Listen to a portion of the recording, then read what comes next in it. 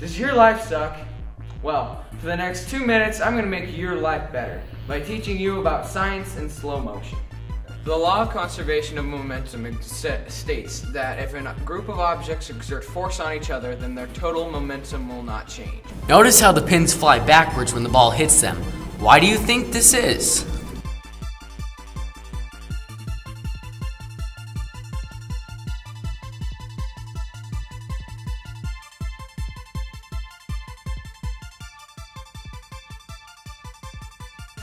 When the bowling ball hits the pins, it makes them fly backwards, but their total momentum will not change.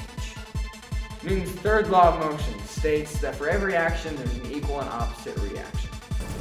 Notice the force the basketball exerts on the wall. Now, notice the reaction that happens after the initial action.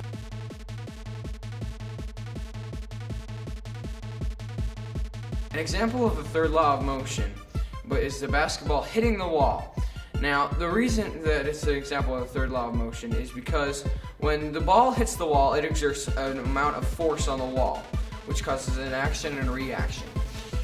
And the wall exerts force on the basketball too. It's the same amount of force.